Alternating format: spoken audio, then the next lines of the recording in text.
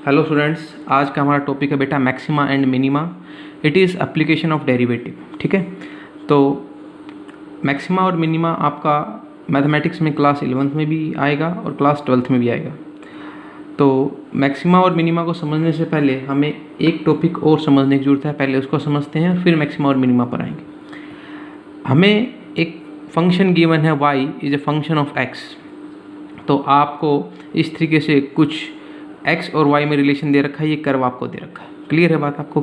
अब इसमें आप देख सकते हैं कि कुछ पोजीशन तक x के बढ़ने पर y भी बढ़ता है, परंतु यहाँ से आगे x बढ़ता है परंतु y क्या करता है, डिक्रीज करता है।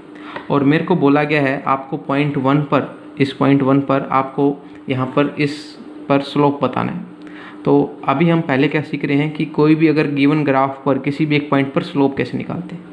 तो मैं पॉइंट 1 के बिल्कुल आसपास 2 पॉइंट लूँगा, पॉइंट ए और पॉइंट बी, और उनको कनेक्ट कर दूंगा मैं। ये एक स्ट्रेट लाइन से कनेक्ट होंगे। तो बेटा आपको पता है किसी भी कर्व के ऊपर एक स्ट्रेट लाइन उसका क्या होती है, टेंजेंट होती है। तो अगर हम ए से बी पर देखें, ए से बी जाते वक्त हमने एक्स में dx इंक्रीमेंट की है और वाई में कितनी इंक्रीमेंट की है, dy इंक्रीमेंट की। तो अब आप बता सकते हो कि slope at 1 is equal to dy by dx। ये कहाँ से आया, ये मैं कोऑर्डिनेट ज्योमेट्री में पढ़ा चुका हूँ। यहाँ पर एक स्ट्रेट लाइन जैसे आएगी और स्ट्रेट लाइन का स्लोप क्या होता है, dy बाई dx। और also equal to tangent theta. Tangent theta कैसे आया, आप ए बी dx और dy से लेकर एक ट्रायंगल बनाएंगे, इसको थीटा बोलेंगे। तो टेंजेंट थीटा अगर आप लेंगे तो परपेंडिकुलर बाय बेस आएगा, that will be dy by dx। परंतु अभी अभी आपने पढ़ा है कि dy बाई dx तो आपका change in y with respect to x भी होता है, डेट इज़ डेरिवेटिव। तो आप बोल सकते हैं कि स्लोप निकाल लें या डेरिवेटिव निकाल लें, बात क्या है, एक ही है। अब आगे देखते हैं बेटा, ये कुछ एक ग्राफ दे रखा है y और x के बीच में। ठीक है, कुछ इस तरीके से 5 पॉइंट है, 1 2 3 4 5, 4 आपका टॉप मोस्ट पॉइंट है। ठीक है, तो इन सभी पॉइंट पर मैं स्लोप निकालना चाहता हूँ। ठीक है, और कुछ जो कंक्लूजन है उनको मैं ड्रॉ करना चाहता हूँ यहाँ से। तो देखिए स्लोप क्या होता है बेटा, dy बाई dx। अगर मैं सबका dx बराबर रख दूँ, सबके लिए dx बराबर रख दूँ, तो slope is directly proportional to dy। जिसका dy सबसे ज़्यादा होगा आप कह सकते हैं कि उसका स्लोप उतना ही क्या होगा, मैक्सिमम होगा। अब आप देखो 1 को, 1 में ये dy है, ये dx है। 2 में आपका ये dy है और ये क्या है, dx सबका क्या है बेटा, बराबर है। आपको साफ साफ दिख रहा है कि 2 का dy ज़्यादा है एज़ कम्पेयर टू 1। ठीक है, और 2 का dy ज़्यादा है as compare to 3। What about 4? 4 का अगर आप टेंजेंट खींचेंगे, क्योंकि मैंने आपको बताया इसके आसपास 2 पॉइंट लेने और फिर क्या खींच देना है, एक स्ट्रेट लाइन या टेंजेंट। तो अगर आप टेंजेंट खींचेंगे वो एक इस तरीके से स्ट्रेट लाइन आएगी। तो आप बोल सकते हो कि सर यहाँ तो सिर्फ और सिर्फ x में इंक्रीमेंट हो रही है, y में तो कोई भी इंक्रीमेंट नहीं है। तो y dy आपका 4 के लिए क्या है, 0, dy 4 के लिए क्या है, 0। तो मतलब स्लोप भी 4 पॉइंट के लिए क्या होगा, 0 होगा। अब आप एक बात सोचो, स्लोप 1 पर ऐसे है, 2 पर ऐसे हो गया, 3 पर वापस ऐसे हो गया, 1 पर ऐसे है, 2 पर आपका अगर मैं कहूँ ये यहाँ से यहाँ ऐसे गया है, that is anti clockwise move किया है, और 3 पर वापस से क्लॉकवाइज मूव किया है। तो आप ये बात ध्यान में रखेंगे, अगर टेंजेंट एंटी क्लॉकवाइज मूव करता है तो आपका dy बढ़ता है हमेशा, और dy बढ़ता है तो स्लोप भी क्या होता है, इंक्रीज होता है। क्लियर है बात आपको? तो dy 2 का मैक्सिमम है। 5 के लिए एक बार dy को देखिए, dy क्या होता है बेटा, चेंज इन y। पहले पॉइंट ये था और फिर पॉइंट ये हो गया, मतलब आपका dy घट गया है। dy आपका पहले मतलब इस पॉइंट पर y ज़्यादा था और इस पॉइंट पर y की वैल्यू क्या है, कम, सामने से देख सकते हैं आप। तो y घट गया है, तो आप बोल सकते हैं कि 5 पॉइंट के लिए dy नेगेटिव होगा, और dy नेगेटिव होगा तो स्लोप भी क्या होगा, नेगेटिव होगा। 2 के लिए dy मैक्सिमम है तो स्लोप भी क्या होगा, मैक्सिमम। अब चीज़ों को आप सिलसिले तरीके से देखें। ठीक है, तो मैं बोल सकता हूँ कि स्लोप एट 2 आएगा यहाँ पर, 2 is greater than slope at 1 and slope eight 3, क्योंकि dy 2 मैक्सिमम है।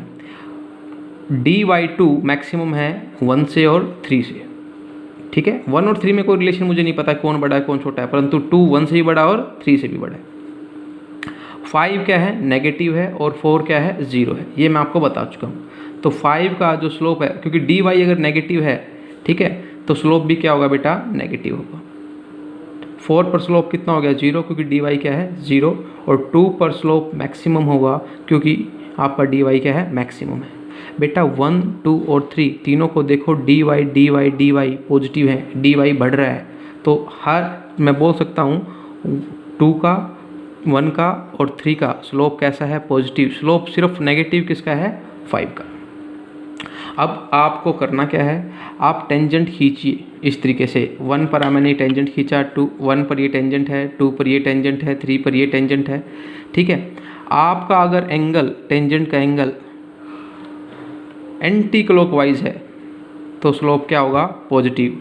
और अगर आपका एंगल यहाँ पर क्लॉकवाइज है, जैसे ये इस तरीके से क्लॉक किस तरह घूम रहा है, तो आपका जो स्लोप क्या होगा, नेगेटिव होगा।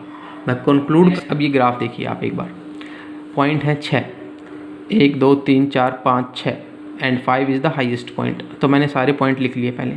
1 पर पॉजिटिव स्लोप है, क्लियर है, क्योंकि dy पॉजिटिव है बेटा। 2 पर भी पॉजिटिव है, 3 पर भी पॉजिटिव है, 4 पर भी पॉजिटिव है, 5 पर dy 0 है, 6 पर dy क्या है, नेगेटिव है, क्लियर है। फॉर सेम dx, क्लियर है बात आपको, मैं मान सकता हूँ। 1 से 2 आपका ग्राफ, अगर मैं कहूँ tangent is moving anti clockwise, ये इस तरफ मूव कर गया है, तो आपका यहाँ पर स्लोप इंक्रीज किया है।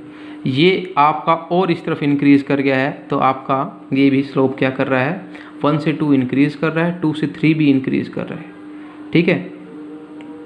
1 से 2 इंक्रीज कर रहा है बेटा, और 2 से 3 भी क्या कर रहा है, 1 से 2 इंक्रीज कर रहा है, 2 से 3 भी इंक्रीज कर रहा है। 3 से 4 आपका डिक्रीज कर रहा है, डिक्रीज कर रहा है। आपका ग्राफ, आप जो स्लोप है, जो टेंजेंट है, वो आपका क्लॉकवाइज घूम गया है, क्लियर है। परंतु यहाँ तक ये सभी पॉजिटिव है, ठीक है। 4 से 5 फिर से डिक्रीज कर गया है। यहाँ पर कुछ वैल्यू था dy का, यहाँ पर dy बिल्कुल 0 हो गया, तो डिक्रीज कर गया। यहाँ पर अब dy नेगेटिव में चला गया था और डिक्रीज कर गया। ये बात नोट कीजिए। 1 से 2 आपका, मैं आपको हाथ के जरिए समझाता हूँ।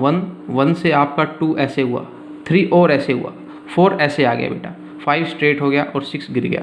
तो 1 से 2 इंक्रीज, 2 से 3 इंक्रीज, 3 से 4 डिक्रीजेज, 4 से 5 आपका फिर से डिक्रीजेज, एंड 5 से 6 देन डिक्रीजेज। पॉजिटिव इंक्रीज के साथ साथ पॉजिटिव नेगेटिव भी मैंने ऊपर आपको समझा दिया है। 4, 5 एंड 6 पॉइंट पर गौर करेंगे। 4 पर आपका पॉजिटिव है, यहाँ 0 है, और यहाँ पर 6 पर क्या है, नेगेटिव है। क्लियर है बात आपको, मतलब यहाँ पर कर्व अपना बिहेवियर चेंज कर रहा है, मतलब स्लोप आपकी पॉजिटिव से कैसे जा रही है, नेगेटिव। इंक्रीज डिक्रीज की बात नहीं हो रही है, इंक्रीज डिक्रीज तो यहाँ पर भी हो रहा है। देखिए यहाँ पर इंक्रीज हुआ और यहाँ पर डिक्रीज हुआ, लेकिन स्लोप आप जो आपका नेचर था ग्राफ का वो चेंज नहीं हुआ। यहाँ पर नेचर ग्राफ का चेंज हुआ, यहाँ पर पॉजिटिव, यहाँ 0 और यहाँ पर नेगेटिव। क्लियर है बात आपको, यहाँ पर ग्राफ का नेचर चेंज नहीं हुआ है, बस उसकी वैल्यू घटी बढ़ी।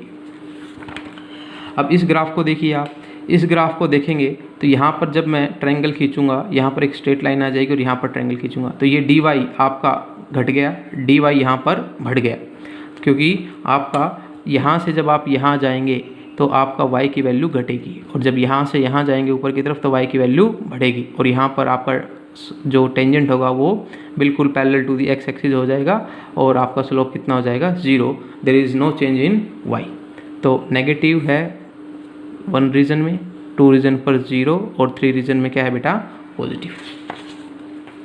अब मोस्ट इंपॉर्टेंट बात, यहाँ से आपको डेरिवेटिव या फिर मैक्सिमा मिनिमा की पॉइंट क्लियर होने लग जाएंगे। अभी देखिए यहाँ पर पॉजिटिव था, इस ग्राफ को देखिए 4 से 6 वाले पोर्शन को, पॉजिटिव 0 नेगेटिव। क्लियर है बात आपको। और इस ग्राफ को देखेंगे आप तो ये ग्राफ इससे सिमिलर है, ये वाला नेगेटिव 0 एंड पॉजिटिव। बेटा कोई चीज़ पॉजिटिव आते आते मैक्सिमम पॉजिटिव होते होते हुए ये चीज़ y की वैल्यू देखो पॉजिटिव हो रही है, और यहाँ से वो आपकी वैल्यू को कम करना स्टार्ट कर रहा है। जैसे जैसे x बढ़ रहा था यहाँ पर y बढ़ रहा है, नोटिस करें। और यहाँ पर आपका 0 क्या है, स्लोप है। 0 को 0 is not, y is not 0, slope is 0। यहाँ पर आपकी y की वैल्यू अब आपकी डिक्रीज़ होने स्टार्ट कर रही है। तो मैं क्या कह सकता हूँ, जब स्लोप पॉजिटिव से नेगेटिव की तरफ बदले तो वहाँ पर आपको मैक्सिमा मिलेगा, मतलब एक पॉइंट मिलेगा जिसके ऊपर y की वैल्यू क्या होगी, मैक्सिमम होगी। स्लोप नेगेटिव होते होते y की वैल्यू घटते घटते अचानक बढ़ने लगी, तो ये वो पॉइंट है जहाँ पर आपको x की ऐसी वैल्यू है जहाँ पर y की वैल्यू आपको क्या मिलेगी, मिनिमम मिलेगी। अब आपको कॉन्सेप्ट समझ में आ गया होगा। एक्चुअली में हम इसको कैसे डेरिवेटिव से करेंगे, पहले आप देखें जीरो स्लोप वाला पॉइंट। जीरो स्लोप मतलब dy by D x is equal to zero. अगर आफ्टर जीरो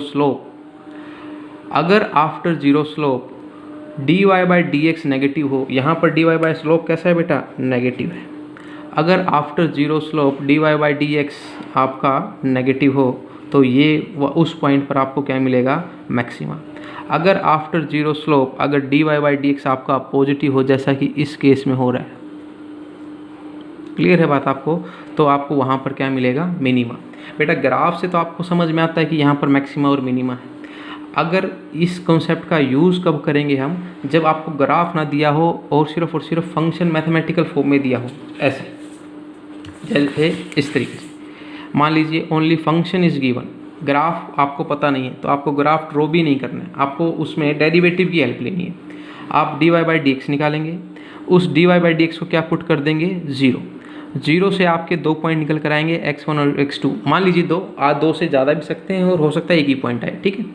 तो आपका x1 जहाँ पर आपका dy by D x zero हो जाता है तो यहाँ तो क्या, तो आपको मैक्सिमा मिलता है, यहाँ पर क्या मिलता है, मिनिमा।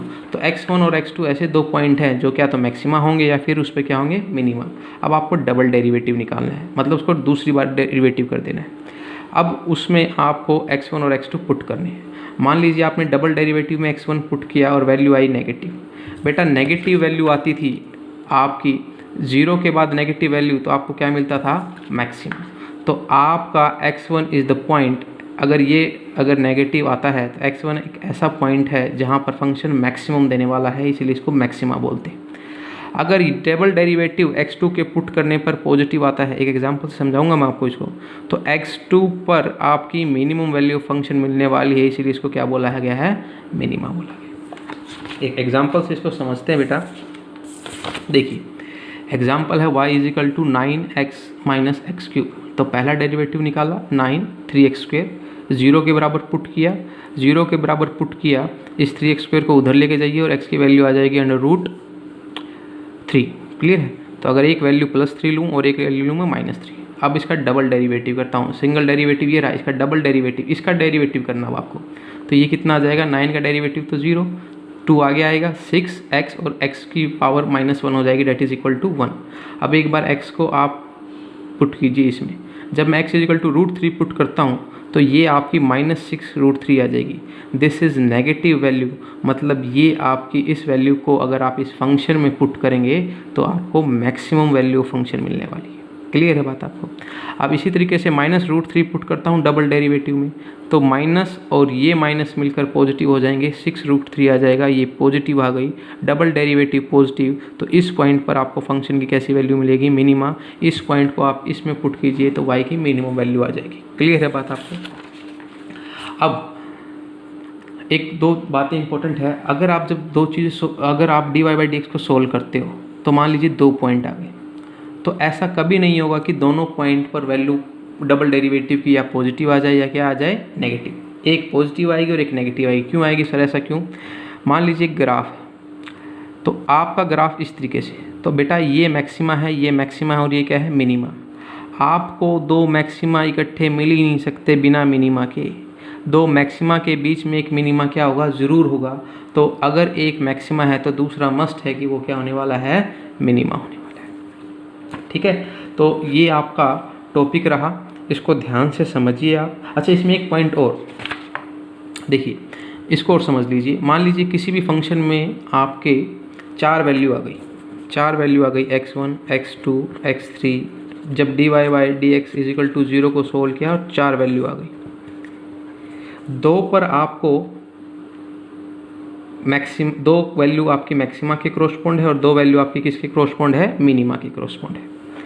तो आप x1 और x2 को इस गिवन फंक्शन में पुट करेंगे। मान लीजिए y इज इक्वल टू कोई भी जो फंक्शन होगा उसमें आप पुट कीजिए, और x2 के लिए फंक्शन की वैल्यू ज़्यादा आ रही है एज़ कम्पेयर टू x1, तो x2 को आप बोलेंगे आप मैक्सिमम और x1 को आप क्या बोलेंगे, लोकल मैक्सिमम, मतलब अपने अड़ोस पड़ोस में मैक्सिमम। मैक्सिमा का मतलब ही क्या होता है बेटा, लोकल मैक्सिमम, जबकि मैक्सिमम तो क्या होता है, सबसे बड़ा होता है। क्लियर है बात आपको। तो x2 कोल्ड मैक्सिमम और x1 को क्या बोलेंगे आप, लोकल मैक्सिमम और मैक्सिमा। क्लियर है बात आपको। मैक्सिमा का मतलब जो सभी लोकल मैक्सिमम में बड़ा हो। क्लियर है बात आपको, डेट इज जो सभी मैक्सिमम में बड़ा हो उसको क्या बोलेंगे, मैक्सिमम। क्लियर है। इसी तरीके से आपको मिनिमम भी मिलेगा और लोकल मिनिमम भी मिलेगा।